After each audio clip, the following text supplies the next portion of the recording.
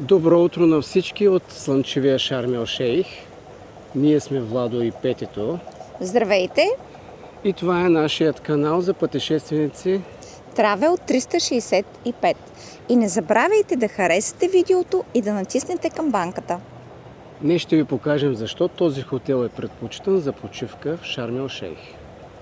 И така започваме. Хотел Риф Оазис Бич Резорт се намира на около 24 км от летището на Шарм ел Шейх или на около 30-40 минути с нормален туристически автобус. Обща територия е 220 000 квадратни метра, като тази територия е обща за хотел Риф Оазис Бич Резорт, който е 4-звезден и се намира на първа линия, и хотел Сентидо Оазис Резорт, който е 5-звезден и се намира на втора линия. Гостите на двата хотела ползват общ плаж, аквапарк, ресторанти, барове и басейни. Лично за нас Риф Оазис Бич Резорт е за предпочитане, защото е по-близо до плажа и до повечето ресторанти. Хотелът се намира на около 3 км разстояние от старият град, Фарша кафе и множество магазини, от които можете да си купите плодове, чай, сувенири. Самият хотел се намира в залива Рас Ел Сит, район Хадаба. Това е най-безветреният залив в Шарм ел Шейх и е предпочитан през есенно-зимния период. Ако желаете, можете да посетите известното Фарша кафе, което е на около 20 минути пеша вдясно на хотела. Точно срещу портала на Риф Оазис се намира хотел Пик Албатрос. Можете да посетите аквапарка му срещу $30 на ден за възрастен с включени безалкохолни напитки.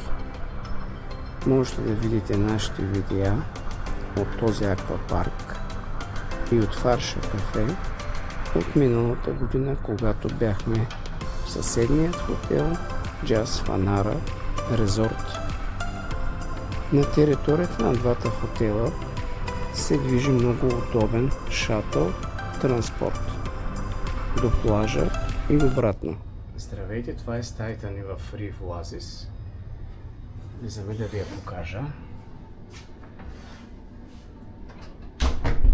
Тук имаме гардероб с сейф. Мебелите са доста остарели.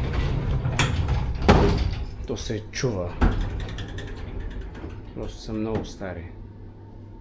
Няма нищо счупено, но са старички. Така. Тук има набор за чай и за кафе, минерални води. Тук е банята. Има биде, тоалетна чиния, голямо огледало, кърпи. Така, тук има вградена душ кабина. Така. Нормална баня, така да се каже. Тук да затворя. Влизаме в стаята. Тук има място за куфари. Малко е мрачна стаята. Осветява се единствено от тези настолни лампи, които виждате. Спалнята е хубава, голяма, удобна е, добре се спи на нея. Тук момчето ни е направило някаква изненада. Всеки ден ни прави някакви изненади, за да ни радва. Така, тук имаме мини-бар. В мини-бара, освен безплатна вода, няма нищо. Тази бутилка сме си я купили ние. Така. Тук имаме телевизор, който така и не го пускаме, защото нищо не разбираме от това, което показват. Ето е стаята. Не е малка, съвсем нормална стая. Сега ще ви покажа какво се вижда от нашата тераса. Терасата е достатъчно голяма. Има 2 стола, една маса. И това е гледката от нашата тераса. Палмички. Ние сме на втория етаж. Тихичко е.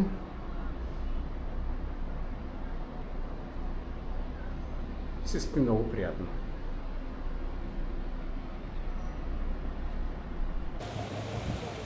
Отиваме към плажа. Това е рецепцията на хотела. Това е единият бар, зад който е основният ресторант.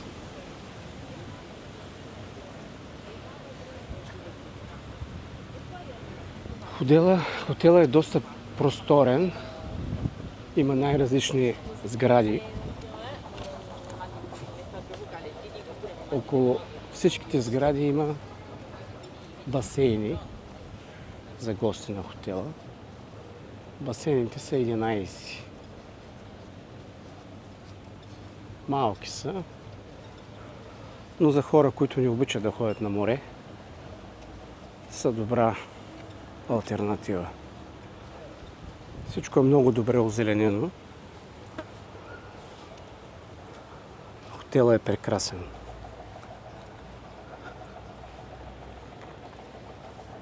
Вижте какви големи кактуси има тук. Цели дървета кактусови. Малко по-надолу има цяла кактусова градина. Сега след малко ще ви я покажем и ние.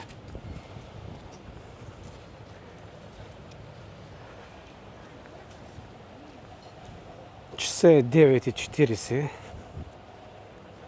Ние отиваме на плаж. Закусихме. Закуската беше доста добра.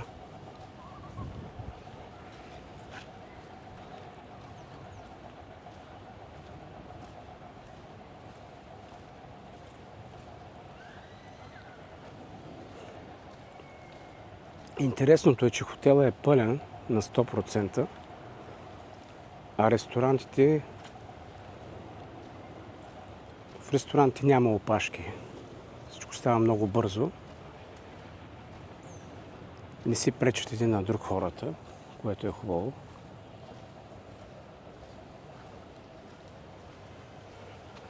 Вече се усеща горещината. Предполагам, че е около 30 градуса вече.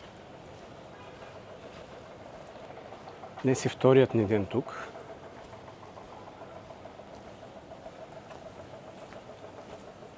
Морската вода вчера беше 28 градуса.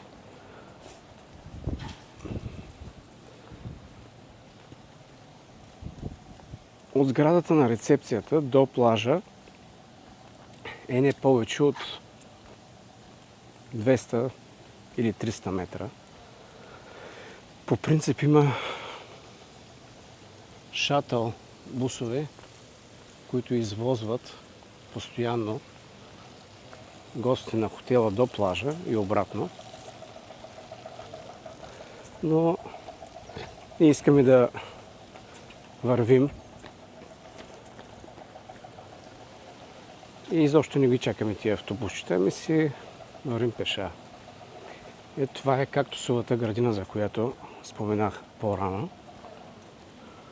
Много е екзотично, красиво.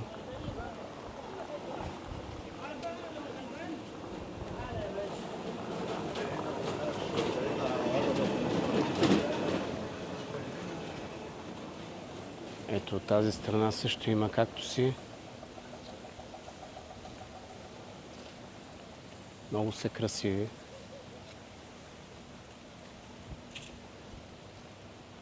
И ние почти стигнахме до плажа.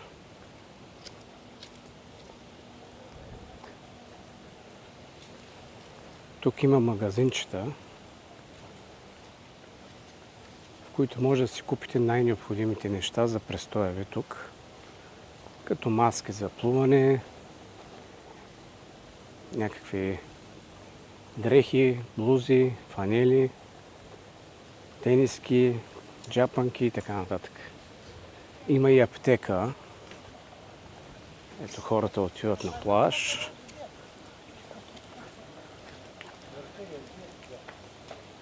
Най-много от гости са от Италия. Най-много гости са от Италия. Следват рускоговорящи туристи. Това е театърът на хотела. Тук е основната анимация за италианците, които са и 90% от гости на хотела. Останалите около 10% са рускоговорящи и всякакви други. Това е амфитеатъра, той сега е празен, няма никой, а ние отиваме към плажа. Та, както споменах, италианците са най-много, за тях има отделна анимация. Отделна анимация, за други националности няма. Всичко е на италиански. Персоналът говори само италиански и мъничко руски. Ето, това е шатъл бусчето, което води туристите до плажа. На всеки 5 минути се движи нагоре и надолу. Но ние предпочитаме ходенето пеша, което е по-здравословно. Това са магазинчетата, в които може да си купите всичко най-необходимо за престоя ви тук.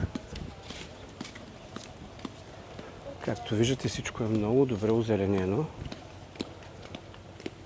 Тук горе има един много хубав басейн, набързо ще ви го покажа, от който се разкриват невероятни гледки към Червено море.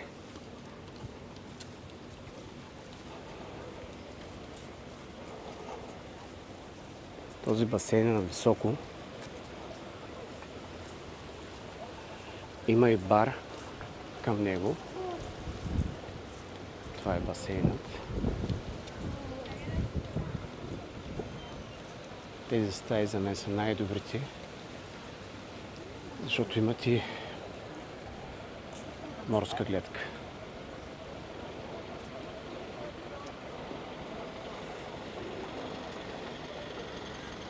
Тук в ляво горе се намира индийският ала карт ресторант. Него ще го посетим след 2 дена. Ще ви покажем видео оттам. Ето го бара. Тук има много хубави места, на които може да се седнете с чаша кафе и да си го изпиете с този прекрасен изглед на Червено море. Ето го и понтона долу, където отиваме сега след малко да се гмуркаме.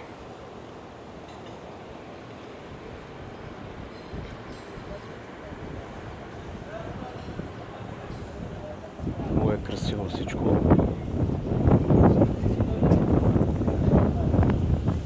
Тук горе малко духа вятър.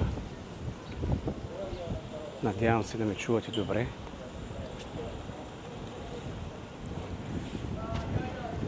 Тук има една беседка, от която се вижда цялото крайбрежие на нашия хотел. Това е бара.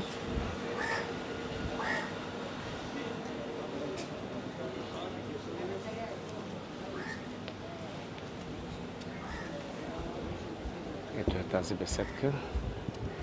Много е красиво.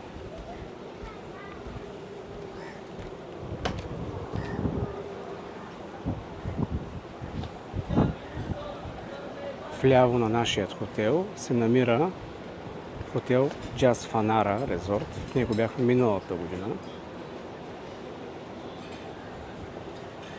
Това е плажът на долу на Reef Oasis Beach Resort. Така. Той е доста голям, около 250 метра е. Това, което виждате долу, е плажът на хотел Фарана, а зад него се намира известното Фарша кафе. Много е красиво всичко. Слизаме на плажа. А сега ще ви покажа най-скъпите стаи, или по-точно вили, в Reef Oasis Beach Resort. Какво точно предлагат те? Имат собствени басейни.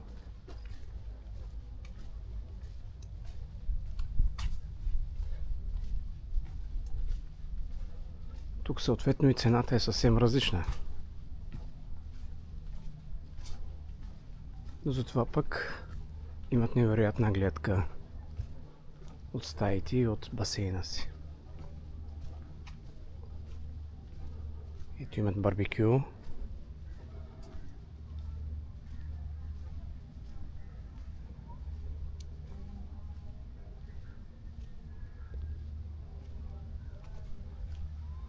Това е гледката, която им се разкрива от басейна. Червено море, яхтите,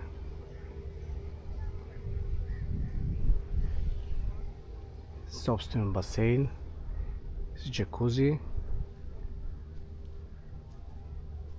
Много е красиво.